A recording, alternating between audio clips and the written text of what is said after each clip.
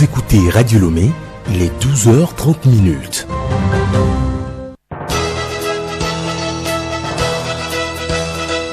Le journal Milek Agbokou. Bonjour à tous, bienvenue dans Togo Info Midi. Voici les grandes articulations. Le président Ali Bongo du Gabon est à Lomé en visite d'amitié de travail. Il est arrivé il y a quelques instants. Vous suivrez tout à l'heure notre reporter sur place. Coïncidence ou hasard d'agenda, le président français Emmanuel Macron séjourne à Washington aux États-Unis d'Amérique ce jour. La question de la guerre en Ukraine sera au cœur des discussions entre Joe Biden et son hôte. Côte d'Ivoire, le procès de l'attentat terroriste de Grabassam s'ouvre ce mercredi au tribunal criminel d'Abidjan. Les faits remontent au 13 mars 2016. Les détails assurent dans ce journal. Et puis sport mondial 2022, la Tunisie va tenter une place en huitième de finale ce mercredi en défiant la France. Pendant ce temps, la D2 nationale poursuit cet après-midi sa troisième journée.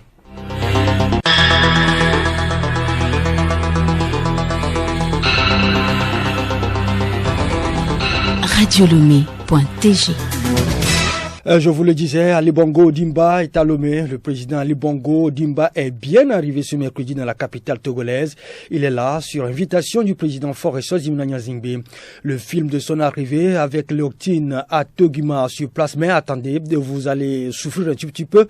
Les bruits d'avion, du vent et de la musique vont sûrement vous déranger puisqu'ils ventent vraiment à l'aéroport international de Lomé. Le chef de l'État gabonais Ali Bongo Ondimba a atterri à l'aéroport international Gnassingbé Yadema à 11h25 à bord du Boeing TR KGM de la République gabonaise. À sa descente sur le tarmac de l'aéroport, il a été reçu par son hôte Faure Gnassingbé. S'en a suivi l'exécution de l'hymne gabonais et celui du Togo.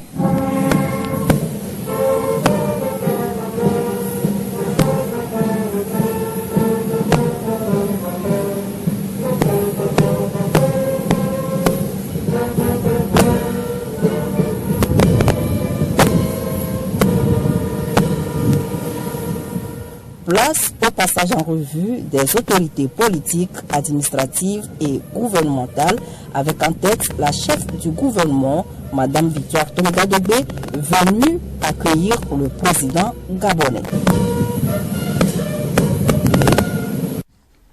De l'aéroport, il se dirige à la présidence de la République. De là, il visitera le site Data Center, le port autonome Lomé Sinta Terminal, LCT. Demain, avant son départ, il aura visité Lili Kopé et la plateforme industrielle d'Adeti Kopé.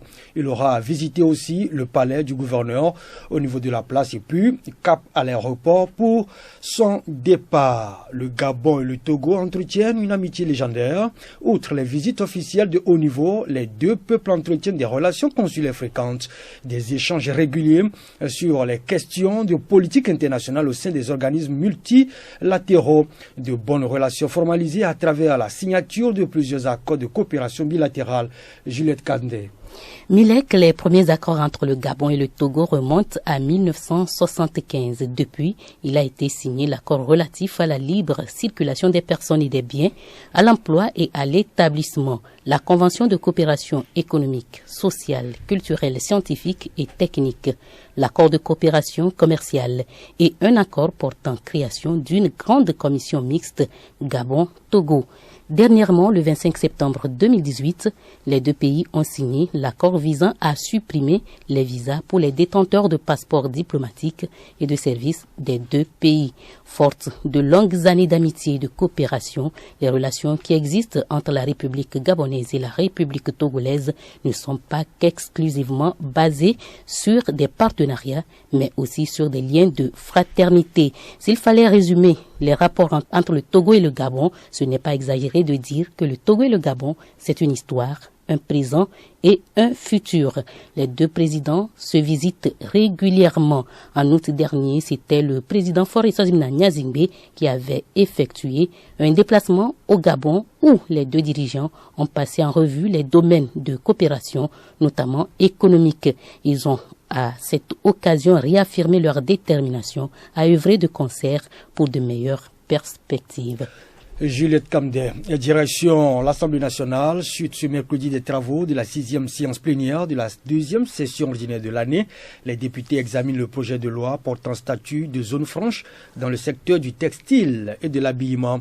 Le gouvernement veut à travers cette loi positionner le Togo comme une plaque tournante de l'industrie du textile dans la sous-région.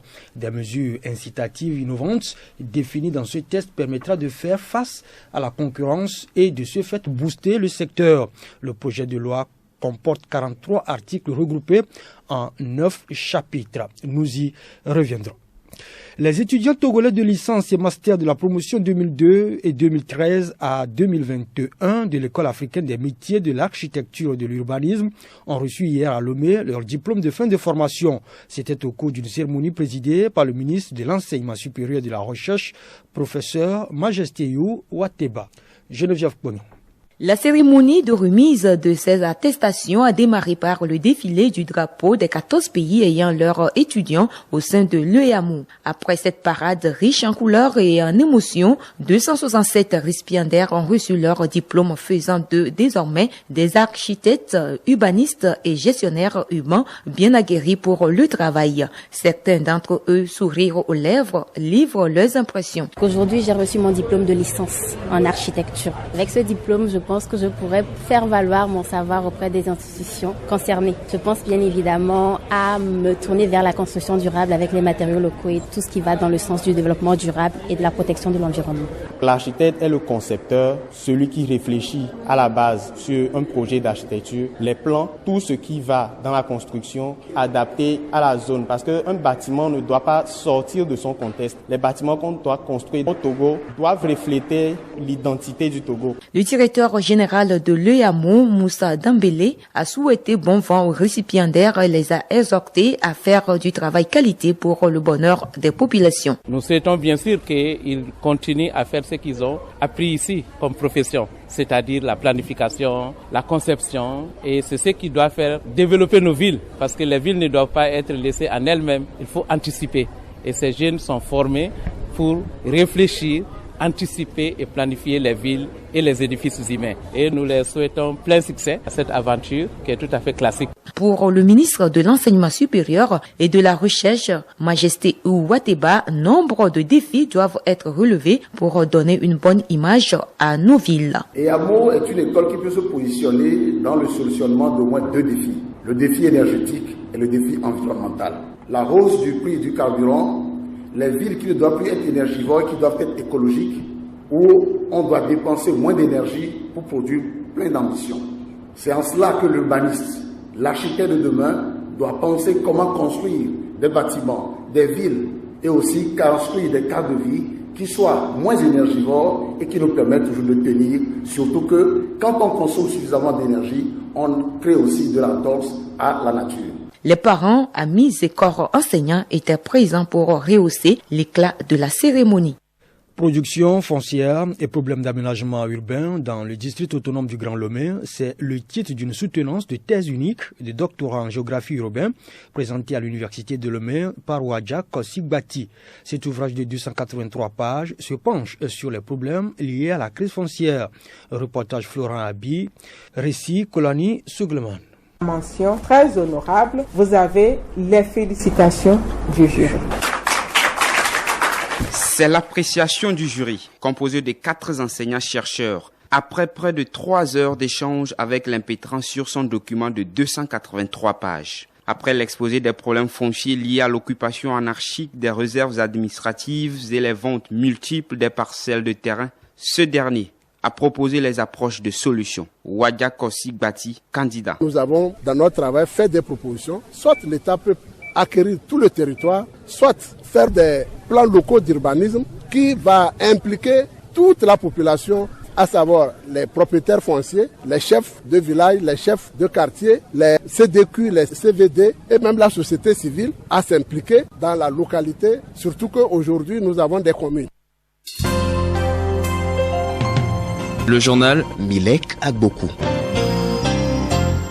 En Côte d'Ivoire, le procès des accusés de l'attentat du Grand Bassam s'ouvre ce mercredi au tribunal criminel d'Abidjan. Les faits remontent au 13 mars 2016 lorsque 19 personnes et 3 militaires ont perdu la vie au cours d'une fusillade survenue dans cette ville balnéaire située à une quinzaine de kilomètres à l'est de la capitale ivoirienne. Cet attentat avait été revendiqué par Al-Qaïda au Maghreb. À Nairobi, le dialogue intercongolais démarre plus tard que prévu. Après avoir été lancé par les chefs d'État de la communauté de l'Afrique de l'Est lundi dernier, les travaux de Nairobi 3 pour le dialogue entre Congolais devraient commencer hier. Mais les discussions débutent finalement ce mercredi en raison de l'arrivée tardive de certains participants. Les États-Unis ont annoncé lundi l'arrestation et l'inculpation de 3 Américains d'origine camerounaise accusés d'avoir aidé au financement de groupes séparatistes au Cameroun et d'avoir soutenu des enlèvements. Et chaque année, 45% des cas d'empoisonnement des enfants sont attribuables à l'injection de médicaments. La vigilance est donc de mise pour éviter ces cas d'empoisonnement. Pour des conseils pratiques, Alice Bert-Barandao a tendu son micro au pharmacien d'Almeida à Gilles. De par leur nature, curiosité, les enfants sont censés ingérer n'importe quoi. Le médicament, c'est une question de dose. Parce que quand la dose normale est utilisée, on a l'effet thérapeutique. Mais au-delà, c'est plutôt un effet d'empoisonnement, de toxicité. Donc, quand les médicaments sont laissés à la proximité des enfants et qu'ils les ingèrent, on a des phénomènes de toxicité aiguë qui interviennent, qui peuvent nécessiter bien des hospitalisations ou des prises en charge extrêmes, pouvant engager même le processus létal. Donc, les enfants qui sont des êtres innocents et fragiles doivent être protégés par rapport à cela, de par leur propension à vouloir toucher à toutes les choses. C'est pour ça que les boîtes à pharmacie, évidemment, doivent être mises à l'écart. C'est-à-dire, l'idéal, ce serait que ce soit sous clé, que la clé soit détenue par le chef de la famille, maison, que ce soit à l'écart, justement, des habitudes d'utilisation des objets à la maison, que ce soit aussi protégé par rapport à la température ambiante, parce que vous savez qu'il y a plusieurs facteurs qui peuvent entraîner une détérioration accélérée des médicaments, donc à une certaine température ambiante, et que ce soit justement aussi protégé des individus qui n'ont aucune compétence en matière d'utilisation de médicaments, qui seraient amenés à faire de l'automédication par rapport à des informations qu'ils auraient reçues ça et là sur les réseaux sociaux ou dans des discussions anodines. Il serait important aussi que les parents fassent très attention au mouvement des enfants à l'endroit justement des médicaments. Les pensionnaires de la D2 nationale seront encore sur le pelouse cet après-midi pour la suite de la 3e journée au Mondial Qatar 2022. Si le Sénégal a déjà obtenu son ticket pour les 8e de finale, la Tunisie va tenter le sien ce mercredi. Sibyl Hassan.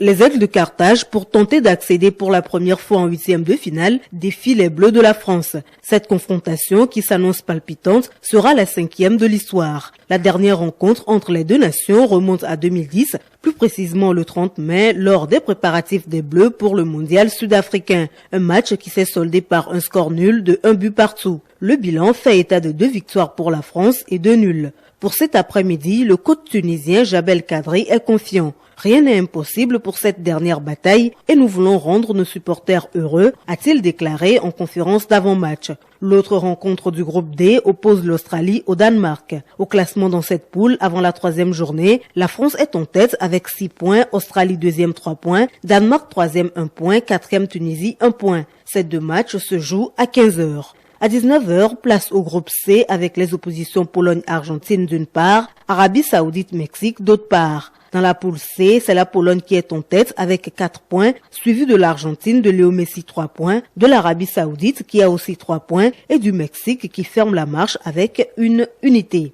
Hier mardi, l'Angleterre, les États-Unis, le Pays-Bas et bien sûr le Sénégal ont obtenu leur ticket pour les 8e de finale. Les Lions de la Teranga sont pour la 2e fois après 2002 qualifiés pour cette étape de la compétition grâce à leur victoire face à l'Équateur, 2-1. Un moment de gaieté mais aussi d'hommage pour les Lions. Hommage à l'ancien milieu de terrain du Sénégal, Pape Bouba Diop, décédé le 29 novembre 2020. Aliou Cissé et sa bande donnent rendez-vous à l'Angleterre dimanche prochain pour les 8e de finale. Retour en page nationale avec le championnat de 2e division qui est à sa 3e journée. Démarré hier, ce 3e acte se poursuit cet après-midi avec 4 matchs. Simultanément à 15h à Kara, Zumbe de Mongo reçoit JCA d'Agoué. Foupa de Sotoubois et Étoile Filante de Lomé s'opposent au municipal de Sokodé. Sur le terrain de la JCA, Ifodé d'Atakwame est l'hôte de Maranatha de Fiokbo qui tentera un sans faute. Puis Fouadan de Dapaon effectue le voyage de Tablibo pour y défier Arabia de la localité. Hier en avancée, Bikenti de Bassar a pris le dessus 2-0 sur Agua de Kusuntu. Un mot de volleyball pour finir. La Fédération togolaise de la discipline a été honorée. La FTVB a reçu la plaque pour les 55 ans de sa création. Remise à Noël Tadegno, président de la FTVB, par le président de la Fédération internationale de volleyball, cette plaque est une reconnaissance à l'égard de la fêtière togolaise. C'était en marge du congrès de la Confédération africaine de volleyball, tenu les 28 et 29 novembre à Casablanca, au Maroc.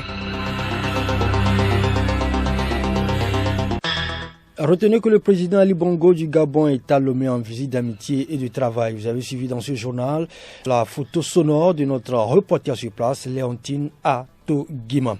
Et puis la Tunisie va tenter une place en 8e de finale ce mercredi en défiant la France en Coupe du Monde Qatar 2022. Je suis Mila Kagboko, micro-technique et Claude Joël, réalisation Geneviève Pognon. Pour qu'un enfant grandisse, il faut toujours un village.